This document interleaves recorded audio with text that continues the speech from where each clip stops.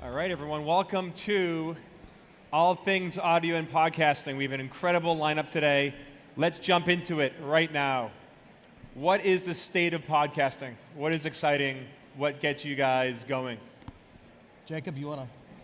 Well, we were just talking backstage. I mean, part of what's exciting about podcasting right now is everybody involved in it is an evangelist for it. I've been in media for 30 plus years. I've never seen love for a medium and engagement around content the way I have in podcasting. And it's why, and I'm typical, I'm spending my time creating a podcast now instead of writing articles, which I've been doing for most of my career. Malcolm Gladwell, who does the show Revisionist History, which we produce, has gone over to spending his time making podcasts as opposed to writing articles, because it's a way that you engage with an audience that is just categorically different from everything else. And I think it's a kind of renaissance moment. I was involved in launching Slate as one of the first digital magazines in 1996, and this moment around audio really reminds me of that moment around the internet. There's that much enthusiasm, and there's that much to be built around it.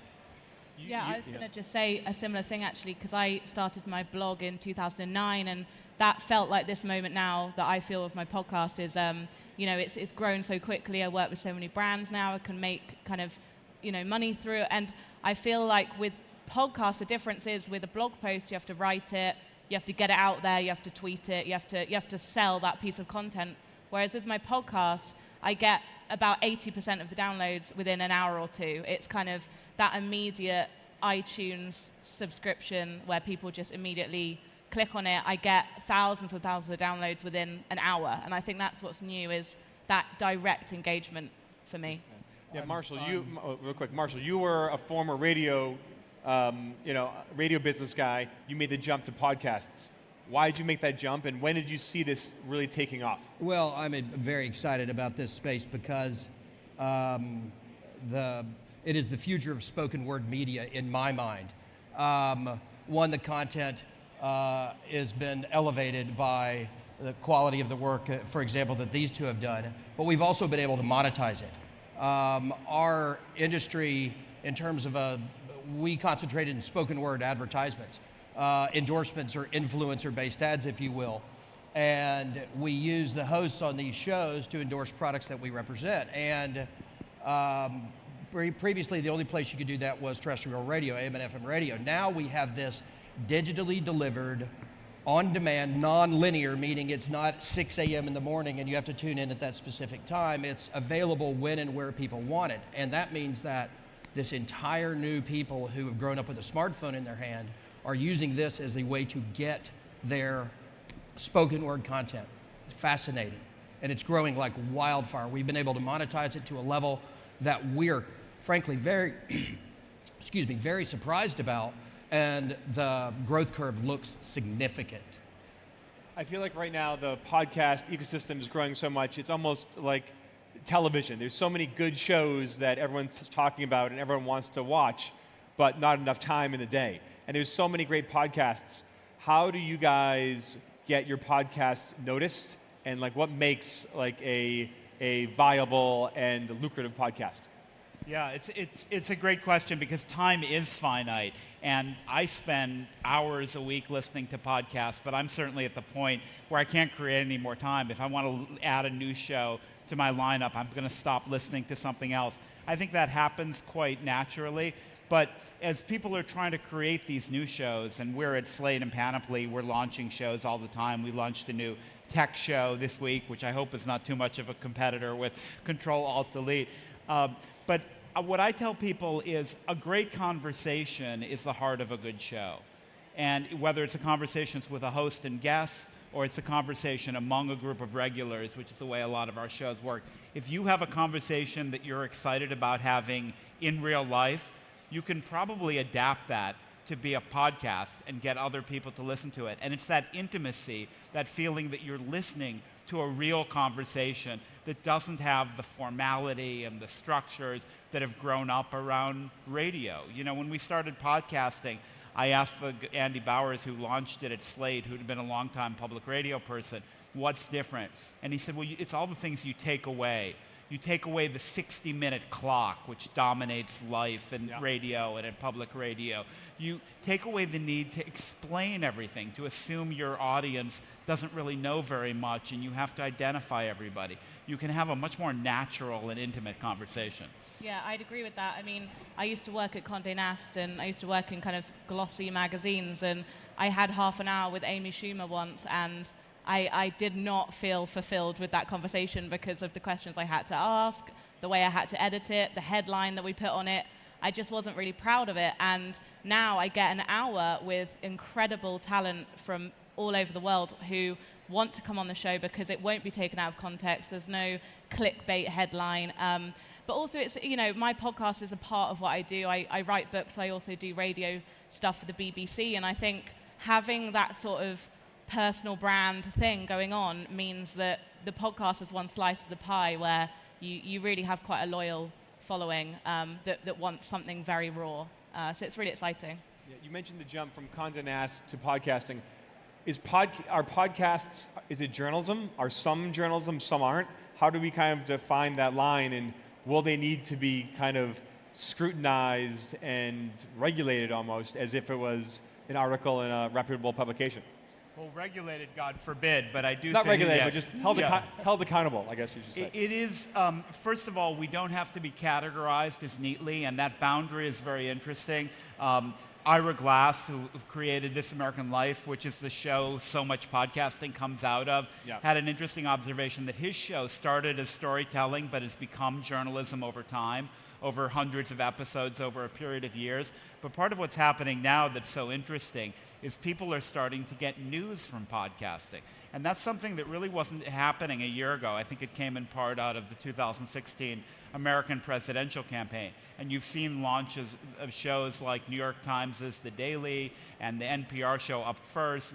And you can now really, for the first time, be informed about what's happening in the world on a daily basis. You can't yet be informed on an hourly or up to the minute basis. And that's another bridge podcasting is going to have to cross if we want to really disrupt the radio market. Because when you turn on the radio in your car, you still get a news update. And you can do that with a voice box in your home if you have Google Home or Alexa. But if you're walking around listening to podcasts on your headphones or listening to them in your car, you don't start with that news update. And that's something we have to figure out. Marshall, you work with the advertisers who work with the brands. What are the brands looking for when they want to support a show or work with a show? Well, one of the things that's happened in this space is that there's a tremendous amount of stickiness with what the content creators, the hosts like Emma, create with their audience. And as we walked over here, she started to mention who her audience was, how many downloads she had, and that kind of thing. And she has this very, very strong capacity to reach millennial females. And to try and reach them from a broad spectrum advertising component or realm is extremely difficult. And so to have a reach like she has that's very specific into that space is fantastic for us. We have advertisers who come to us and say, that's who I want to reach. And if you think about the consumer product companies that want to reach young ladies with new makeup or hair care or what have you, fantastic opportunity for the future. Yeah, and everyone's talking about in this world that pretty soon Apple's going to unveil, they're going to be more transparent, share more data with podcast creators and marketers. What's everyone expecting, and what's the effect going to be on the podcast ecosystem if Apple kind of opens up the numbers? Well, they are opening up more data about listening, but they're not opening up much data about listeners. And that, I think, where companies like ours are very focused on how we can get that data. We've got a new thing called MTM, which is the Megaphone Targeted Marketplace, where we're using Nielsen data to let advertisers like Marshall target audience in a way they haven't been able to. But we've started from a point with just minimal data. I mean, Marshall's kind of the Lorenzo de Medici of the podcast market. He figured out very early that this was valuable audience. But he's had to his companies have had to try to get a lot of the data themselves, right? They give you an offer code and you go, and they know the ad works because people sign up for the product online, but they haven't been able to, until now, get the kind of data back you get with other forms of digital advertising, where you can target in a very specific way, demographically, geographically. And that's all starting to fall into place, partly with Apple a little reluctantly being pulled into sharing more, and partly with innovation around targeting. I'm excited about that because, one, just the foray of Apple into the information space in the podcast universe is going to be significant. Just their elemental stepping into it lends credibility to a space that didn't really exist 5 years ago or so. So that's fantastic. They've also seen a tremendous level of growth. It's growing at 20+% in terms of total downloads through their platform, and Apple represents roughly 65% of all downloads. And so to get any kind of information from them is impactful to us. Now, as Jacob mentioned, we couple the information we get from downloads and things like that with response metrics that we keep internally that allow us to know where are the best places to advertise. But I am excited about the Apple component and what they're going to deliver in the future. Emma, do you use data and statistics at all to influence your show? And how does that come into play as a kind of independent podcast? I'm literally the biggest geek when it comes to analytics, because I just really find it interesting where people are listening geographically, but also what's working, why did one episode go through the roof. But also I find it interesting that if I get a really, really famous person on the podcast, that does not necessarily mean that episode's going to be really successful. It's normally actually some kind of micro, very niche influencer will get, a really top hitting episode. And and also kind of drop off points. I use Acast, and their analytics board is really good for downloads and also kind of overall demographic, but there is a little disclaimer at the bottom that says they're not 100% accurate. So the iTunes thing is really, really exciting. But also, I feel like, will I need to be with a hosting platform if iTunes directly give me all the information I need? I could just use them. So I think as a host and a creator, it's such a new space that we're just always got our eye open on what the options are. Yeah. I just wanted to add the point here. Audio is in many ways the opposite of video. It's almost entirely mobile, but it is not at all viral. With video, if you make 10 videos, one of them will have 50 times the audience of all the other ones. With audio, it almost always builds incrementally. You might have an episode that's down a little bit, but in general, the trend is always up, and the steepness of that curve is something you watch very keenly. But if you added 1,000 users last week, you can predict you'll probably add 1,000 users next week. You're very unlikely to go from an episode with 100,000 downloads to 50,000 downloads. And that's, I think, a very appealing characteristic, because what it means is you're building an audience, you're building loyalty. These aren't viral hits that nobody knows where they came from. They're fans of that show. Go ahead. I was just going to say it's such a protective space. I'm so picky about who I work with because, like you just said, it's a real community of people that you kind of don't want to mess with that. It's very authentic, and I would. The day that I do something that makes me feel uncomfortable, I think, is the day the podcast will stop being successful, and it's a really great medium for that. Right, and that's from the advertising perspective, that's what we gravitate towards, is this true charisma that is goes through the microphone and out over the digital airwaves, if you will. There are no airwaves, obviously, but there's a connection that takes place with the audience, and that's why the advertising works so well. These people hang on what the hosts have to offer. It's fascinating and exciting. It's a real connection. So podcasting is relatively new and it's growing really fast. Where's it heading? We have 2 minutes left. In the next, 3 to 5 years, what is podcasting going to look like? If it's still called podcasting, who even knows? Yeah, I mean, well, we would love to get rid of that name because it is off-putting to a lot of people, but we haven't been very successful at that.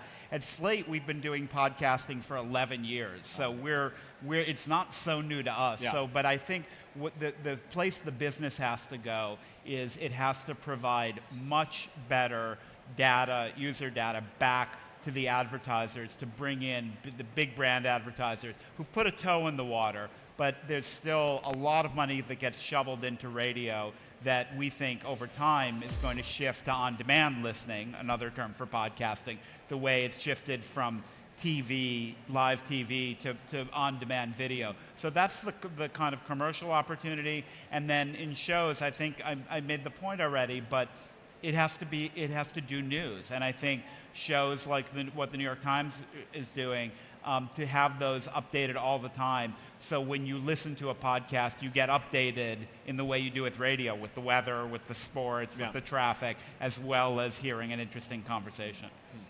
I guess it's interesting you say that, because podcasts for me are such a escape from the news. Like, I'm so anxious with the news. I find that a podcast is like my time not to think about it, but it's a really good point. I think coming from the point of view from someone in the media, an individual, I would say the future of podcasting is really a very good way into the crazy world of the media now. I think what's interesting for me personally is, I just got a second book deal off the back of the podcast, so that's opening it out again into another format. My second podcast is a roundtable show, which is essentially a pilot for a TV show, because I'm using my audience to use them as like a litmus test, really, like what's working, what's not, and how can I partner with massive brands and production companies to bring it to life. Wow. More Storytelling, more budgets, more really amazing special effects. I want it to be better quality, but I still want to keep that intimacy. And so I think if you're a young person in the media at the moment, like start a podcast, or old, whatever age, but if you want to cut in and do something cool, start a podcast and start making stuff.